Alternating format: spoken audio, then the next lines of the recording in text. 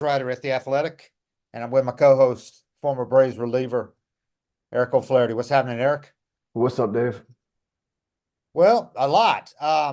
Man, it was on the one hand, it was a hell of a weekend for the Braves. I thought they kind of flexed what makes them the best team in baseball in their lineup is just it doesn't matter. I mean, they're down 6 runs in the Yeah. first inning. Max Fried has the worst start of his life, or at least the worst since last week at Philly when he didn't make it out of the first. They go down 6-0 against the reigning National League champions, and the Braves win. And then they were down 8-2 later in the game, and they won. And then they go down 3 runs yesterday, or the day before that, when Strider, we'll talk about that, has a rough first inning, and they win that game. So, and then on top of everything else, on top of the offense being spectacular, and Chris Sale having another great start today, by the way, for his second start of the year, he's gone 5 1/3 innings and looked just really sharp each time. The bullpen was phenomenal this weekend. 14 1/3 scoreless innings. They didn't even give up an unearned run. And they used everybody. They used all 8 guys in that pen. Yeah, I'm trying to think of a pen I remember that deep. You have like that Kansas City pen. We had a good one a few years for the Braves, but maybe our 2010 bullpen but we didn't know Johnny and Craig were going to be who they were yet. We had Saito, Billy Right. Wagner, Right. Ryan Brink, Proctor. We had a lot of good guys down there, a lot Yeah. of depth, but these guys are all like established Established. already. Yeah. Yeah. Like I think I talked about this last week. I was talking to Matzik about it, and Matzik said, yeah, we've had some really good pens, great pens in recent years that were as good at the top, that were top heavy, Yes. like the World Series year pen with the 3 Mhm. left-handers and a couple of other guys, Luke Jackson.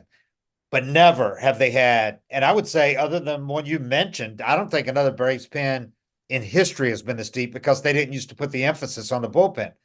I No. wrote today the Braves used to use their resources financial on the pitching side. They used to use them for 3 or 4 starting pitchers, a couple of years, 5, but sometimes a young guy at the back, cheap guy.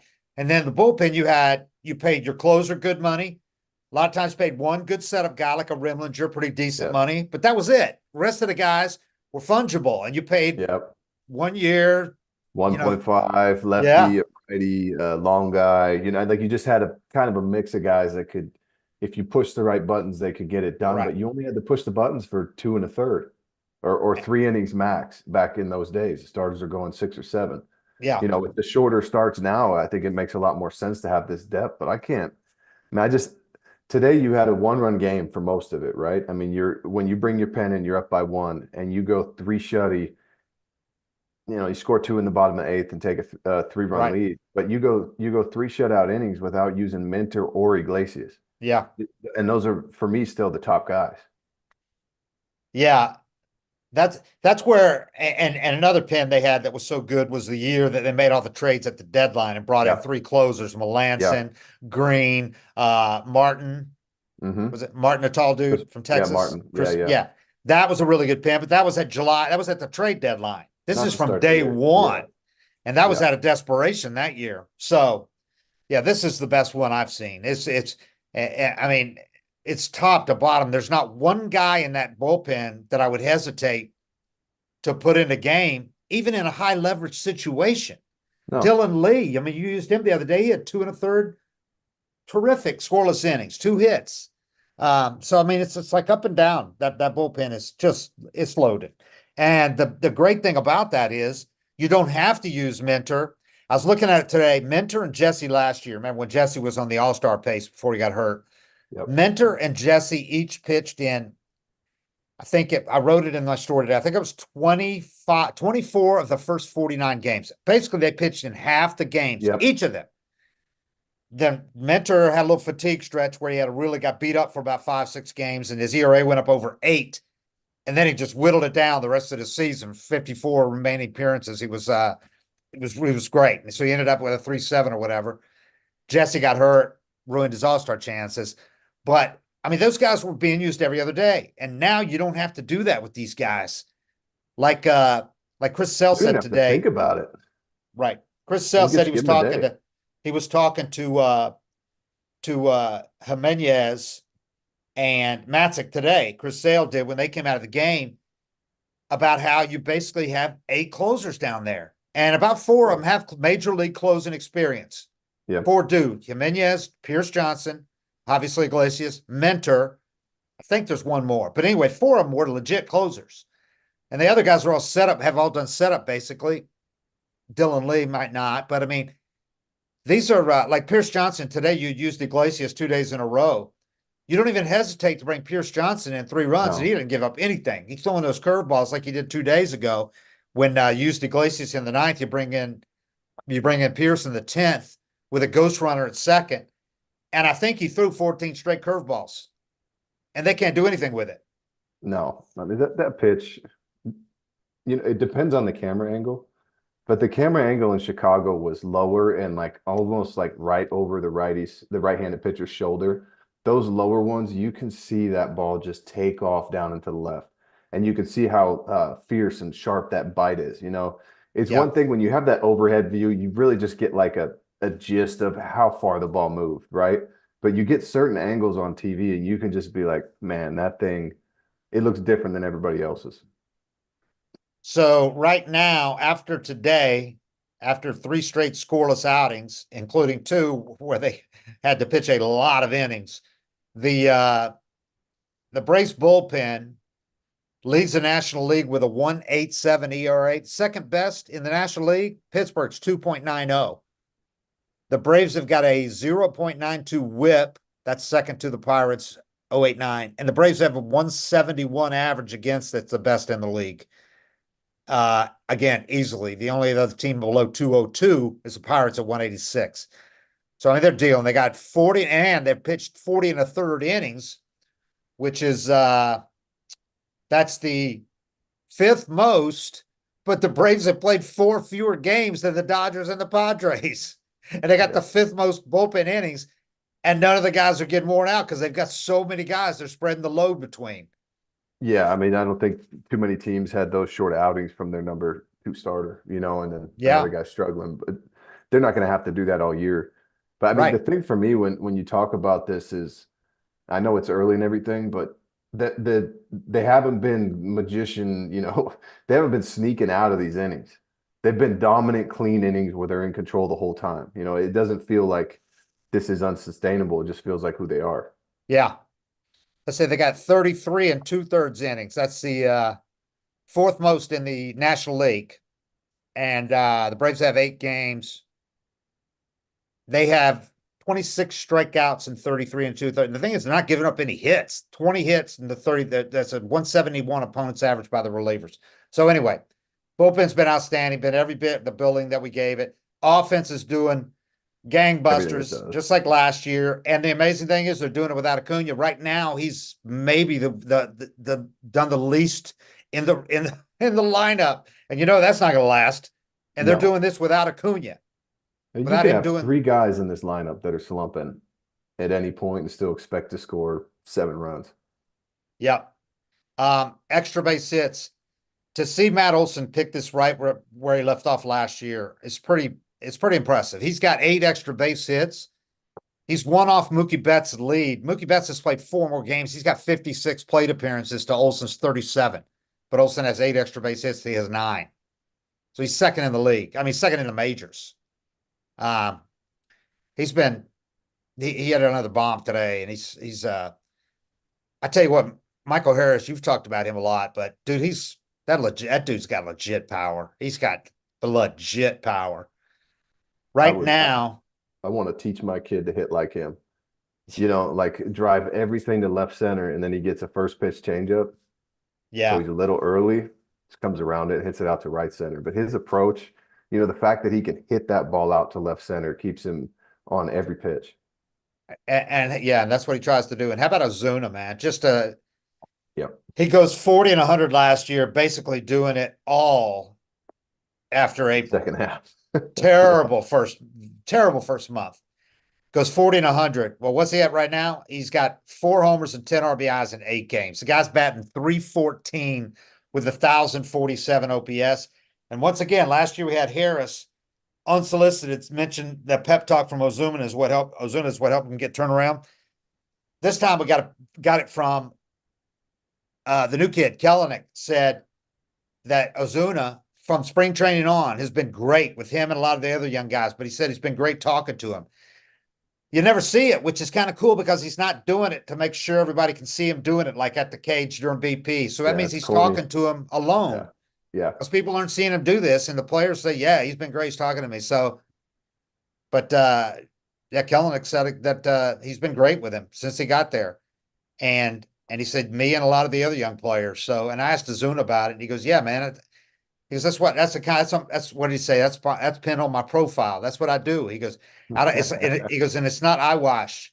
He said it with his No. accent. It's broken English, but he said, it's not, I don't do it eyewash. He said, I want to do it. I want to be a good teammate. I'm here for that. So Yeah. it's really cool. I know about a lot there. He's got his haters for obvious reasons, off the field stuff, but nobody can say anything about this guy as a teammate. He's a great teammate. Everybody loves him. So, and he's producing again from the get-go this time.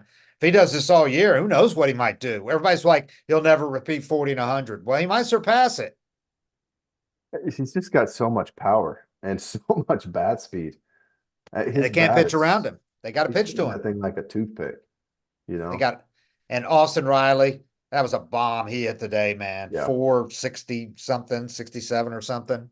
That was a bomb. So anyway, those two things, those are the obvious. I mean, your offense is doing it. No deficit is too much. They keep coming. They swept the reigning pennant winners. Went to the World Series last year. Came within 2 wins of winning a World Series title. Braves swept them, and the Arizona must have been wondering what the hell happened after those first 2 games. I mean, they have 3-run leads, 6-run lead. Braves come back and both of them win. The Braves' best 2 starters. They knocked Strider out in 4 innings. It's hurt. They knocked Fried out 6 runs in the first inning, but he gritted it out and went into the 5th, which good for him. He was really good after the first. He was fine, but that first was a disaster. He comes out in the second inning, strikes out the side after giving up 7 hits and 6 runs in the first inning. A lot of them was weak contact. One of them he should have fielded. It went over his glove. Could have been a double play. Kind of like in Philly, the little things, but nevertheless, they were hitting the ball against him, and then he comes out after that and strikes out the side. So I don't know. It's early. I mean, I don't worry about Max. He's too tough mentally. He's too stable. Yeah. And he's not hurt. The velo's not down. Unlike this stuff just Strider. happens. It's just when it happens at the start of the year, it's a big deal. If it happens in July, it's a couple bad starts. So let's get to Strider, man. That's obviously the big red flag, the big negative on the weekend. It was after that huge comeback win. It was kind of the players didn't know about it yet after the game because he didn't mention anything about it while he was in the game. He came out of the game and he thought he was going back in. And he told somebody, he said, yeah, I'm not going in because they took me out. But he still didn't say anything until he told the trainer my elbow's hurting. And that Snit found out about it afterwards, after he told the trainer, and then he told Snit. The players didn't know afterwards. I asked Matt Olson, I said, does this, there's a Strider situation kind of dampen the enthusiasm about the comeback win? He goes, what's the Strider situation? I go, oh, I'm sorry. I thought you knew. It was like, we were just told he's got his elbow sore. He goes, oh, that's the first time hearing of it. So they literally didn't know that at the time. Found out the next morning his MRI showed UCL damage. That's usually, you hate to say it's going to be Tommy John for sure, but it's almost always some type of surgery. And he's already had Tommy John once, and you just feel terrible for the kid. You really do. You feel absolutely awful for him. Especially when it's a guy that's doing everything he can to stay healthy. I mean, he pitches with his legs. He's super flexible. He's vegan, or it sucks. But I see all these people online trying to point out mechanical positions he's in and stupid shit like that. Yeah. But it's just the fact is that throwing a baseball is extremely stressful on your ligament and your shoulder. Your UCL. And it's just there's not much you can really do. I mean, it happens to everybody. The thing I would say to pitchers is just never get an MRI. You never take a peek in there and get good news. We'll continue this. Let me remind everybody. This episode is brought to you by Joe Van Gogh Coffee's new blend number 44, named in honor of Hank Aaron.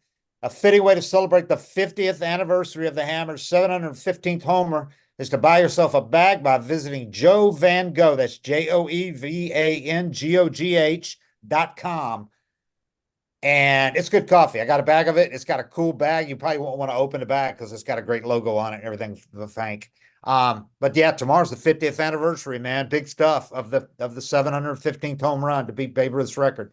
So, yeah, getting back to Strider, that was the buzz around baseball this weekend because on the same day you had Strider and Bieber go down.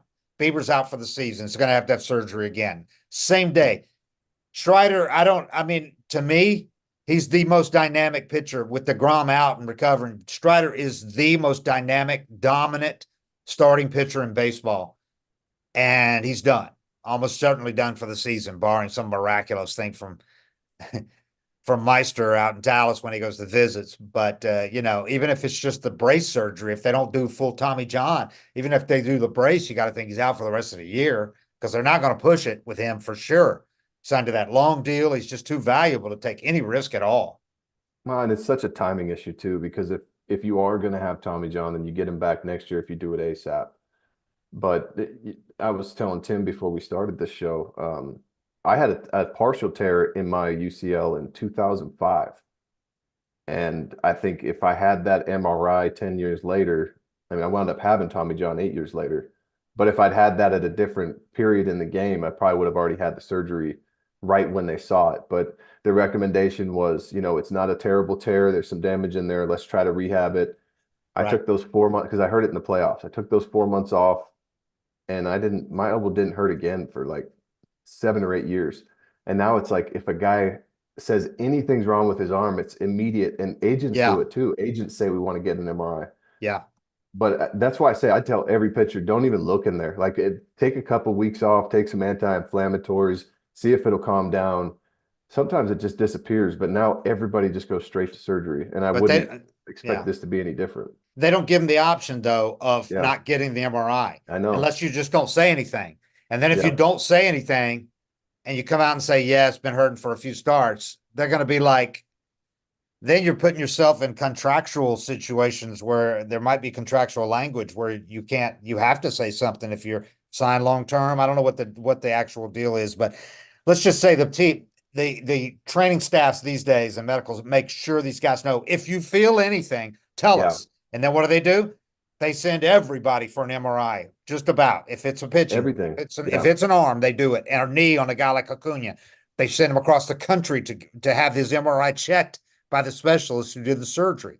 So there's so much money involved in the game today. And with superstars like Strider and Acuna, you just don't take chances. Teams just don't do it. They're not going to do it. They might do it with a lesser guy, obviously. The fifth starter, guys going back and forth between AAA, a 28-year-old rookie. They might do it in his case, but they're not going to do it with Strider.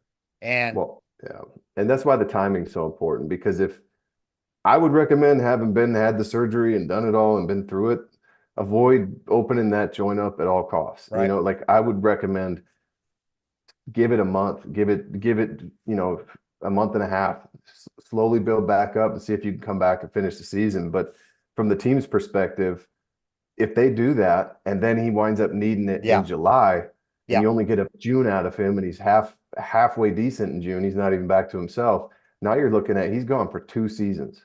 Right. So that's how they look at it. Yeah. If we're going to get Tommy John, let's do it next week. We'll get him back next year. We get him back next year around the All-Star break. Because that's the other thing, is the protocols have changed since you had it. Used to be 12 months. We were talking to Moilo today. He was back pitching in a sim game like 9 months, and then in a regular game in 12. I think he was in games at like 11 or 12 months, but I remember seeing him throw in spring training. Yeah. Yeah. And I think he was at 9.5 or 10 months. And people were kind of like, dude, are you supposed to be doing this? They said it's fine. And Moilo, like, you give him the ball, he's throwing it. And Bobby used him, like, led the league in appearances. The first year back, coming back early from Tommy John. Yeah. He told a story today. They were in a series where he got up, warmed up, dry hump, as they say. Consecutive days they didn't use him. Third day he went in the game. They were on the road and then they came home and had a day game, and he was in that game. Bobby used him in that one too. The story he told is just like unbelievable. This is like his first month back from Tommy John. a year Yep. removed from the surgery. Yeah, I was down there with him watching it. Like, man, this dude's crazy. But I was usually warming up right next to him. You know, I mean that's one of the big things that's changed. Yeah. The relief pitchers are so much more protected now than they used to be. You know, Oh yeah. three in a row was that Right. was my favorite day to pitch. Yeah. 4 was kind of what you look to avoid. Now it's Yeah, 3. And yeah, Snit won't use a guy 3 in a row unless it's like just absolutely necessary. Your closer in a huge series or a playoff game or whatever. But this year he's not going to do it because he's got enough guys he didn't have to do it. So Iglesias had 2, not overly taxing innings. He didn't go an inning and a third, neither of them. It was clean innings and all that, but he was not even going to think about bringing him in today yeah. because he doesn't need to. They don't So need to. he can protect these guys, but you can't protect the starting pitcher. And getting back to this, everybody's talking about it. The Players Association and MLB are going back and forth because MLB shortened the pitch clock by what is it, a couple seconds? They went Like from 15, two more two seconds. more, It was and 18. now they're saying because they didn't ask the Players Association, they did it on their own unilaterally, which they're allowed to do. But the Players Association, some people said this could lead to injuries, and now they're saying, I mean, I don't know how you're gonna put a finger on it, but they've got one doctor, one specialist or another said this could guys rushing, not getting that extra little time. It might not seem like anything, but it is something to gather yourself. If you're rushing, if you're doing anything, as you know, if you're rushing at all, you might put a little bit of awkward stress on it or whatever, just not in your normal rhythm. And the Players Association is saying this is having the effect that we feared it would.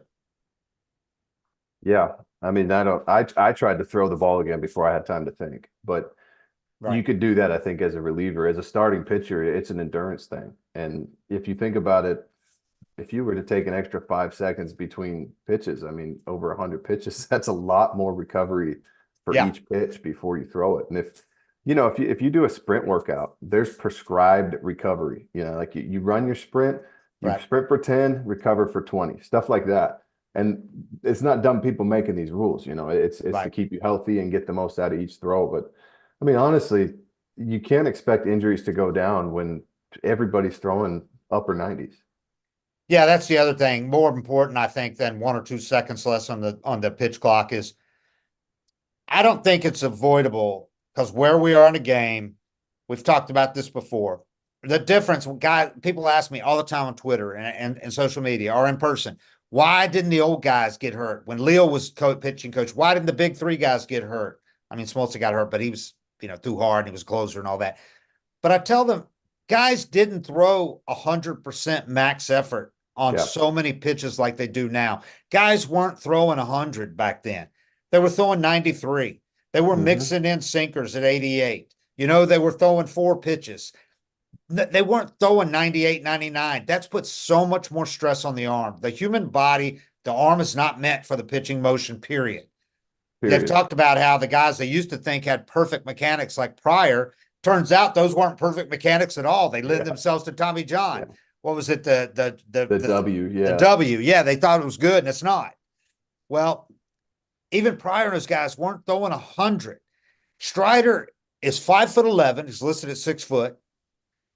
He's got unbelievably big, strong legs, but that's not a huge man. And he's 5'11", throwing 98, 90. He was throwing 100, his first year doing it. He's trying to mix in 2 more pitches, but still he's throwing really hard all game. Now, a lot of other people are wondering too, did adding the curveball? That was my thought. Know. I don't know. I don't know how much difference his curveball has compared to his in torque compared to his slider. But obviously it's a different pitch because it's much slower and it has downward movement. So he said it's a lot better for his pitching mechanics to throw the curveball than the changeup was. It just worked perfectly. Yeah. But medically, who knows? Was that putting more stress on it? Now I'm wondering when he comes back. If you're Strider, you've been throwing his curveball for a few months, and now you might be headed for another surgery. Are you going to be throwing when you come back? I'm not. I mean, he didn't have any arm concerns last year, right? No. You had a curveball, and 2 starts into the year, you're meeting with the doc. The thing about it depends how you throw a curveball, but a slider, guys are generally, kind of still behind, maybe on the side of the ball a little bit. I'm trying to get my wrist in here. But with Uh-huh. a curveball, it's normally turned all the way here. So when your arm goes Right, back, right.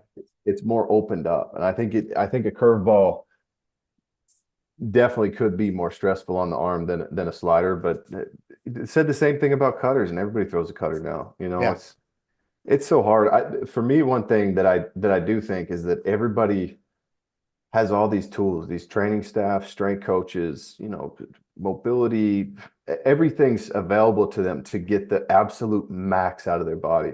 yeah, Now, we didn't have that when I played, and so you're seeing maybe I throw 96 back when yeah, if I had all this stuff now. yeah, But maybe I also get hurt faster because yeah, I don't think your ligaments are growing yeah, with your muscles. I mean, that's the old steroid thing is your muscles get stronger, but right, your ligaments stay the same size. And I yeah, think that's more than anything is that these guys have tools to max out their bodies and get the absolute most out of it. And I don't think as many guys that get accused of it are overthrowing.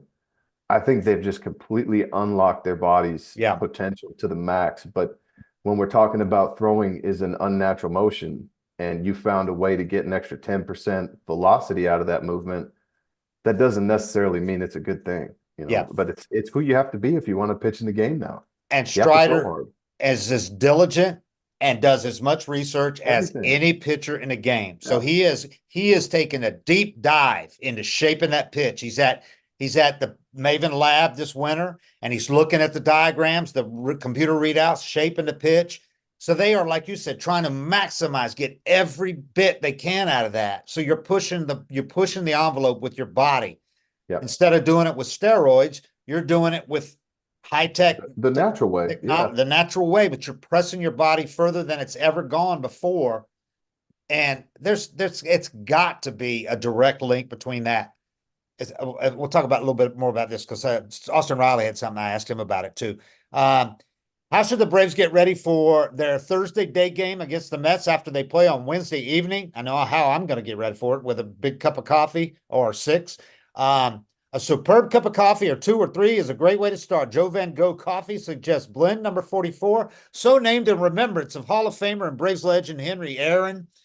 What better brew to pour into your 755 Forever mug? Those are cool mugs. Than a coffee honoring Hammer and Hank, the author of 755 big league home runs. For a limited time, find our blend number 44 at joevangogh.com and enter the code HAMMER at checkout to receive an additional 25% off your purchase. Joe Van Gogh has been roasting and serving coffee for 30 years and following the Braves through each and every one of them. He's in Braves country, up in North Carolina, in the Research Triangle, I think, in Chapel Hill and some other places around there. Visit joevangogh.com. That's joevangogh.com. It's funny what you were saying. I was talking to Austin Riley just one-on-one yesterday before he knew that the UCL damage. He was like, I'm just praying for Strider, man, that it's better, best case scenario. But later they found out it wasn't. But he said, I've got a crazy theory, and it wasn't crazy, and he knows it's not crazy. He said when he was in high school, if a guy threw 92, he was getting a D1 offer, 4 or 5 D1 offers probably. Yep. If a left-hander threw 88, he said he was getting a D1. D1 offer. And that wasn't that long ago. We're talking about like 10 years ago, right? Yep. He said now there's like 6 guys throwing 97, you know? And Yep. he said all these guys are throwing 95. They got all the training, what you're talking about, all the training stuff now they did not have back then. There's these labs in any middle-sized, big-sized city or any city with a college campus. They have these Everybody's on pitching that labs. bandwagon. Yeah. And if you're an hour from a city, you can go there. If you're outside Atlanta, you can go work out there. So everybody's doing maximum stuff in the off season. Started with Driveline. Now there's those places everywhere. Everybody's using the weighted balls and all that, which is great stuff, but they're using so much more too. And I tell you what, man, because Austin said, these guys are pushing, and like you said, they're pushing the envelope before their bodies are developed. They're still Yeah. in high school. You're not mature yet. So, and this isn't the case with Strider. His is more, I think, just he's gone beyond what anybody else is doing at 5'11". It's like Lincecum was the only other guy his size that threw that hard, and he broke Yeah. down after 8 years. But so I don't think this has to do with Strider as much as it does. But these other guys that are having Tommy John in high school and in college, they're like pushing their bodies before they're even developed. And so I don't know how you rein it in, but somebody's got to do something about this, man. Yeah, it's a problem. I work with some high school kids here and there, just to good kids. They'll just try to help them out. And I was talking to a kid this winter that had gone to, some kind of pitching showcase thing with Mhm. all the colleges there. And he talked to a coach at a pretty big D1 school, and the coach told him, if you're not throwing 93, I'm not even looking at anybody throwing under 93. And I'm Right. like, man, That's terrible. I had full ride throwing 89 to 91. And you don't get full rides in baseball. That's how rare a Right. lefty Right. throwing 89 to 91 was. I was going to go to Oregon State and they were paying for everything. And now it's like we're not even looking at a kid throwing under 93. But the problem is I'm trying to teach these kids clean mechanics, healthy mechanics, and they're getting told when they're a junior, you better be throwing 93 this year because this is the year that all the colleges are looking at you. And I'm trying to preach patience with these kids and tell them, like, we'll keep eating, we'll eat our calories and we'll gain some weight. You're going to turn Yeah. into a man. Everybody gets their velocity at a different time. And I try to talk them through this, but there's just this fear that they're not going to get to keep playing baseball if they don't get it now. So they alter their mechanics. They're Yeah. overstriding, they're yanking their head because they're trying to get that one more mile an hour Yeah. today, and it messes their mechanics up long term. I think that the worst thing I've seen along these lines is these videos that we see in the middle, Yeah, the dead of winter, yeah, December, January. You've got these kids that are at, I hate to keep using Driveline because there's other places too, but they're videotaping themselves. That's the other thing. But when you didn't have phones and everybody couldn't videotape all this and put them on Instagram, you didn't do this because you want to show up on Instagram. But these guys that are taking the running pro hop and trying to throw 105 miles an hour. I'm like, yeah. how does that possibly help your arm get ready to pitch?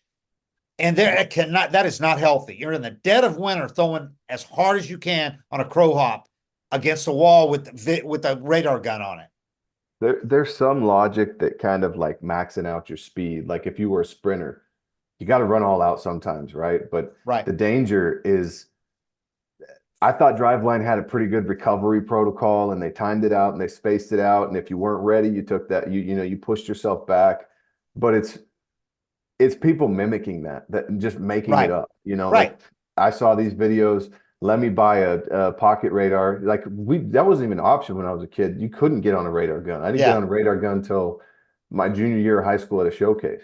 I had no clue what I threw. I knew it was coming out okay. Yeah. But you buy a pocket radar and just go to a park and throw as hard as you can, Yeah. and you hit 90. It's like, shit, I want to do that again tomorrow. And these kids will go try the next day.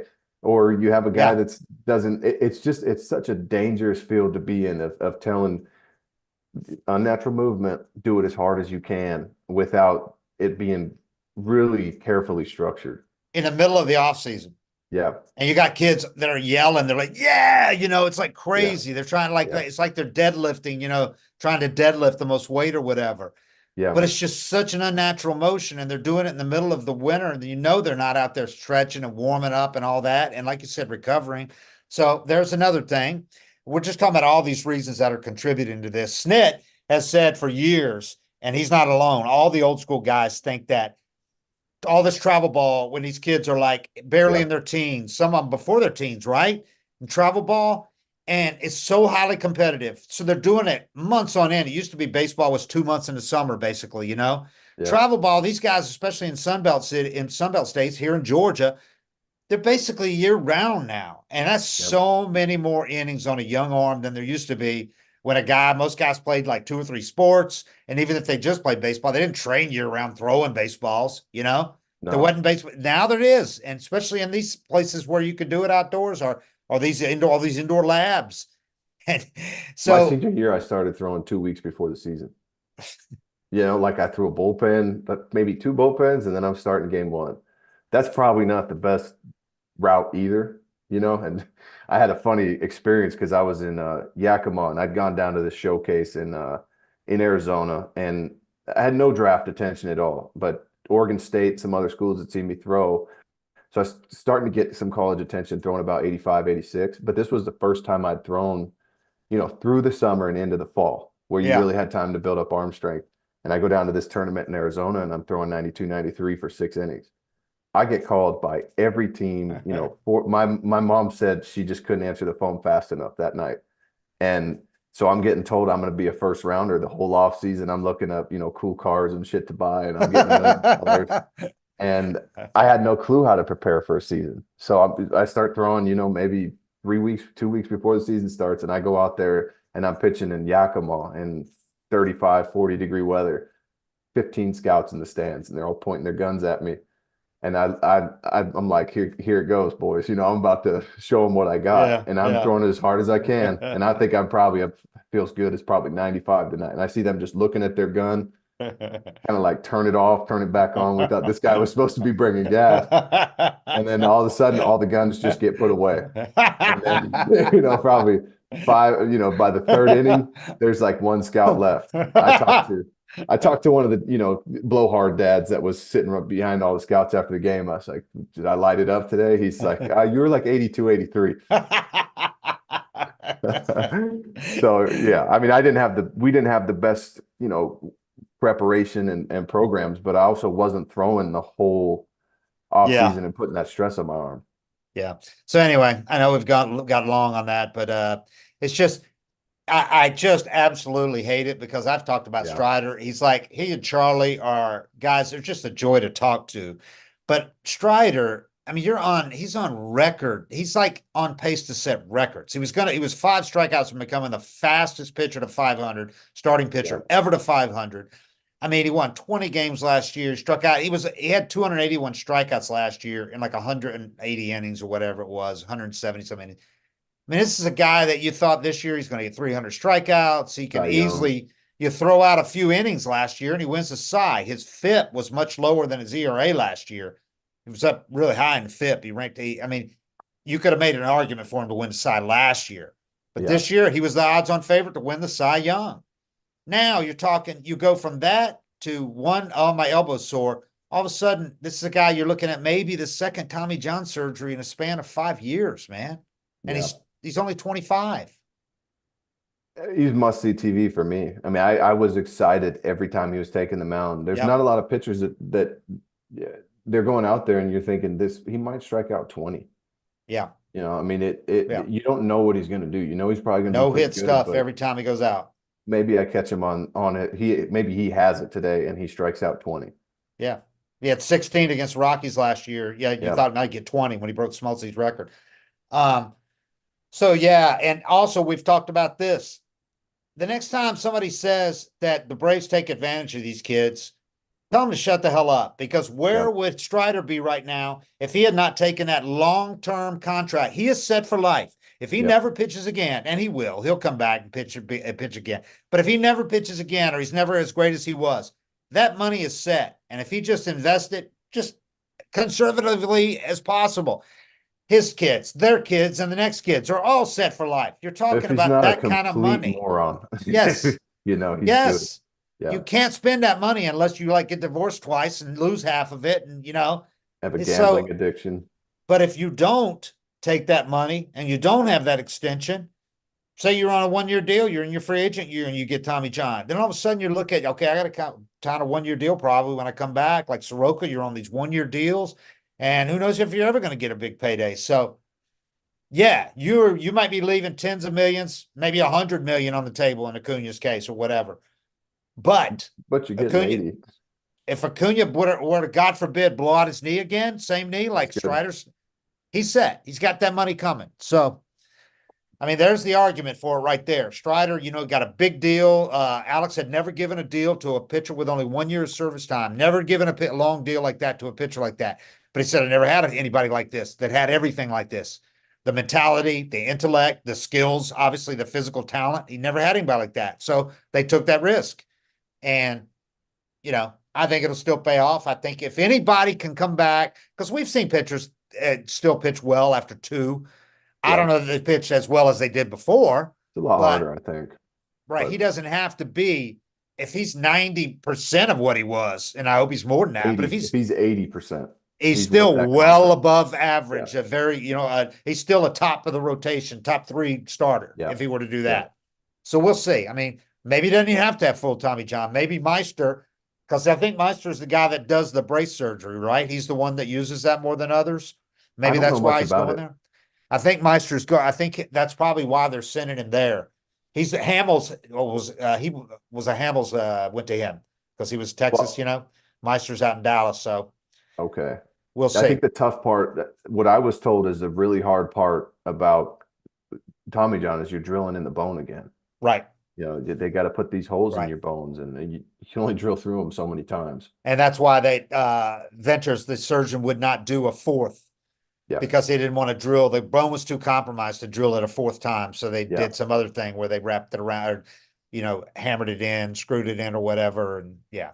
So anyway, you just ain't even talking about this stuff with Strider. I mean, he's just so dynamic. He's like the Acuna of pitching, You can't take your eyes off either one of them. So Yeah, anyway, I didn't let's want to be a homer and say these are the two guys that are must-see TV in the game for me. I think Otani is too, but I felt this. I almost made the same comparison. Like him and Acuna, I want to see what they do every night. I'd rather see either of those guys than Otani. I know a Yeah, lot of other people might prefer Otani, but to me, he just doesn't have that kind of electric aura about him that Acuna and Strider do. yeah, Strider, just the way he goes about it, the look, the little flourish, the finish, everything, and that explosive fastball that's yeah, got like 20 inches of hop from what I'm yeah, told. I was talking to Charlie about it. We've talked about the angle and all that. So then he adds a curveball, and you're talking about like 6 inches of drop. You're yeah, talking about 26 inches of difference, and you're talking about like almost 20 miles an hour difference. yeah. But could his arm take it? I don't know. I don't know. There's so many things. Could pitching in the cold his first start, could that have had any effect? Who knows? I don't think so. But he's throwing in the outfield the other day in that freezing weather up before that game got banged. You know, Snit said he was more just throwing in the outfield. He wasn't really warming up yet. It wasn't because they banged him before that point. He was more just doing his throwing in. But it was cold and rain and snow rain mix. I don't know. I don't think any of that could do it. Anybody that claims to have a solid Right. answer or Yeah. post pictures and says this is why, it's like they're Right. full of shit. It's Right. just stressful on the arm, and it's just a crapshoot. I told Charlie today, I said, I hate that we were even talking about this the other day because Charlie, when I talked to him that lengthy at spring training about Strider, he loves Strider, loves him. And he said, I just hope, I pull so hard for him to have a long career.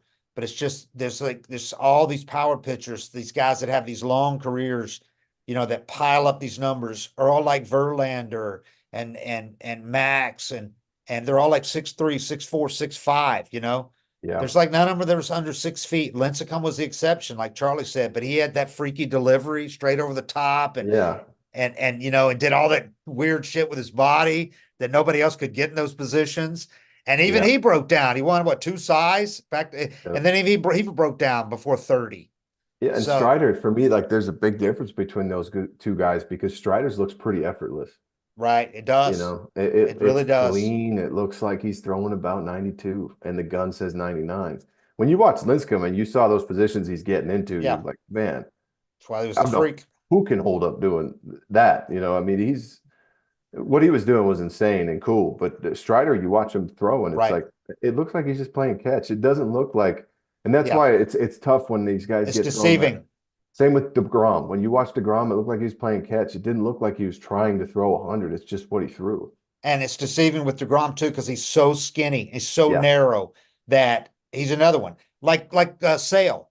I yeah, don't think it's certainly not a coincidence that Sale had all these injuries and he's built the way he is. He's a skinny guy who's yeah, putting a ton of torque and snapping that arm. And you look at him and go, Jesus, you see him, in the clubhouse, and he's built more like a half miler, yeah, I mean, he is wiry, but he's skinny yeah. and he gets so much action with that arm. It's like, how does it hold up? But it has for a long time. He had the one at Tommy John, but he's come back from it and had most of the other stuff is kind of freaky stuff.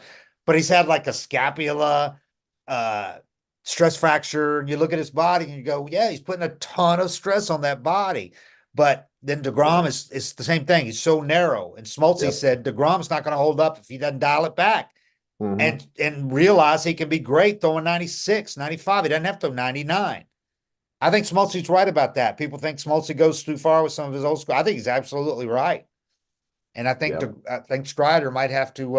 I think Strider was trying to too. I think last year he dialed it back a mile or 2 miles an hour from where he was when he was throwing 98 to 100.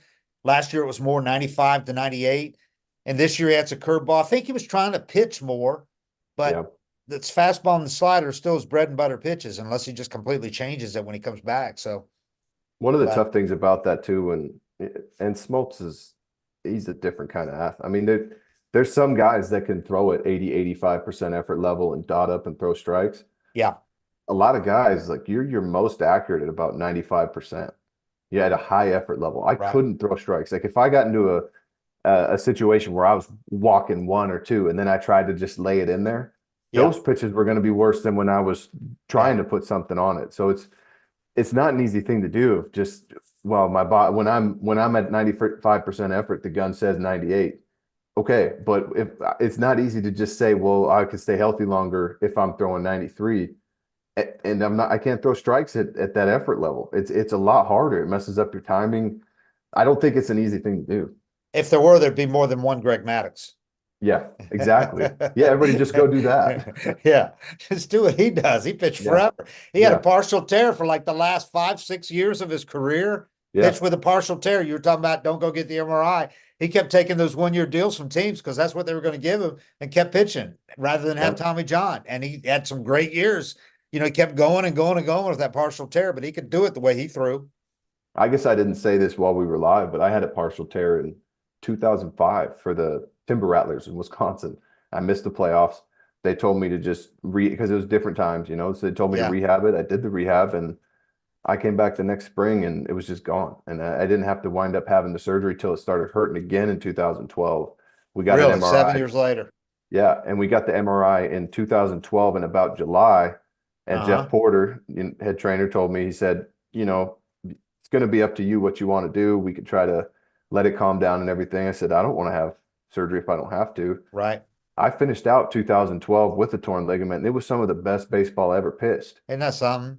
Yeah. So that's why I say like, Yeah. it sucks because if anything comes up, you have to go get images. Yeah. We got to take a look in there and you never don't find something. Right. Every time if you've Yeah. been throwing a ball your whole life, there's not a person that's been playing baseball for 20 years, even position players. You Yeah. could go give probably 4 position players on the team Tommy John right now.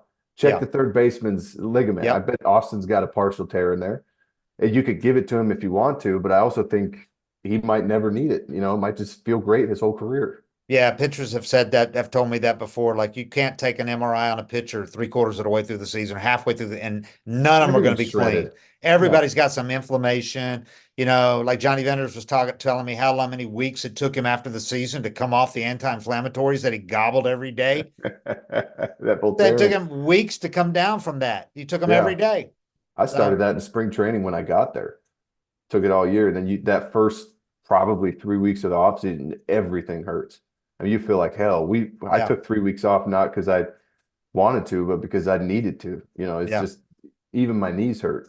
Um, but I remember when I signed with Oakland, I went and did my physical, and the trainer came out and he talked to me after, and he's like, "Well, we did see you do have a partial tear in your labrum," and I was like, "Shit, the deal's off." Like I started pouring sweat. I need uh-huh, this too because I'm on Tommy John. I'm coming back from Tommy John. They're offering me a 2-year deal. Might be my only shot, and it turned out to be my only shot to get any kind of decent contract. yeah, And he told me that, and I was like, God, like this is now I'm gonna have to sign a minor league deal now that this is out there. yeah. And so I'm panicking. He's like, but it's all good. We see it all the time. And I couldn't believe it. He told me that I guess they'd done an MRI on Huddy at some point when he was there, and his labrum was holding on by a shoestring. Isn't that And something? he went on and pitched. I don't know if Huddy ever had shoulder surgery. He had Tommy John with the Braves, but I don't know if he ever got a shoulder. Yeah, I don't think he had shoulder. Yeah. Wow. And he had some great years too. Yeah. Yeah. So yeah, I mean, look at how many infielders are warming up with a sleeve on their elbow. you Yeah. know, or keep a sleeve on their elbow like until the game starts. Yeah. So anyway, so a lot of great stuff about the Braves. I mean, and again, they're doing it all with Acuna hadn't got going yet, and that's going to happen. It's just a matter of time. Got the Mets coming in for 4 games. The Mets suck. The Braves should the Braves should win the series. I think they're trying to go for a sweep. It's hard to 4 game sweep of anybody, but the Mets are not good, and it's not like the last couple years when the Mets came to town. They do. I mean, No, they're not even trying to say that they're going for the division title this year. You know? well, I mean, yeah, it's been pretty clear who the teams are, the Yeah. last few years, but So we'll see. It's going to be interesting to see who the Braves bring up to start for Strider on Wednesday. They brought Winans up today, but that was one of those cases where you have that extra arm in the pen in yeah, case you need a lopsided. You want a guy to go in and throw 3 or 4, so you don't use your regular relievers. If they don't use him, they can start him Wednesday, but they could also bring up, it'll be Elder Elder. or Dodd. Dodd's pitched really well. 2 star. He's pitched really well. Elder was bad yesterday. Real good the one before that. Yesterday he went like 4 and gave up some runs, and it wasn't good. Shaver got lit up. He only went 2 innings. Shaver, they're going easy. They're trying this strategy where they're only using him like 2 innings right now. They want to keep him fresh. So obviously they're looking at him contributing to this team by Yeah. midseason. So they're not using him much now. He only went 2 the other day and it wasn't good, but I think the important thing with him, they're not looking at the numbers, but they know what he can do. They just want to Yeah. keep him fresh so that when they need him, they're covering all the bases. So if they have they know they got a 40-year-old guy and they got a 35-year-old guy in Chris Sale that's missed a lot of time in the last 5 years, and they weren't even counting on Strider, obviously. Right. I don't think red flags are going up with Max Fried. I know they are with fans, but they're not with the team. They know what Max Fried can do. He's not hurt. He was fine after that horrible inning, didn't make it out of first at Philly, but if he gets the strike call on Castellanos, that's a strikeout. Yep. He's out of that inning. So we'll see. I think the next one will tell a lot more about Max Fried, but I mean, he's going to come out fired up. I know he is, but I mean, he's in a contract year, man. I mean, every one of these starts is going to become more and more important. Yeah, yeah, I wouldn't worry about it with him, but I mean, those are your 2 fears when you're going year to year and betting on yourself is what if I fall on my face and, what Yeah. if something pops up and I wind up getting hurt? I think the guys that can do that have a big pair on them because Yeah. I take the money. Yeah. No shit. Yeah. So we'll see. We should hear about Strider in the next couple of days. They just had to arrange, for him to get down there and meet Meister. I would think it would be probably Tuesday. Yeah, maybe tomorrow or Tuesday. And, I think everybody's kind of prepared for the worst, hoping for the best, that kind of thing. But fortunately for the Braves, they've got enviable depth. He's the last guy you'd want to lose, obviously, from your pitching staff, but they've got enough to cover it and still have a pretty damn good rotation. Yeah. With Fried, Charlie Morton, Chris Sale. Oh, they're good. Yeah. Ronaldo Lopez looked great in his first start in Chicago. He really did look good in really cold weather. So they're still fine. You don't want to lose another one, but they're still fine, especially with that bullpen. I mean, they can afford to. They've done it already, but you can afford to pull a starter. If he's having a bad day, just pull him out. If in the second inning, if you need to, go get him next time, kid. We got enough. We can get through these 8 innings. And we got somebody good tomorrow. Yeah, yeah. So, all right. This episode is brought to you by Joe Van Gogh's Coffee, new blend number 44, named in honor of Hank Aaron. A fitting way to celebrate the 50th anniversary of the Hammer's 715th homer is to buy yourself a bag by visiting joevangogh.com. That's JOEVANGOGH.com. And it's good coffee, so get some.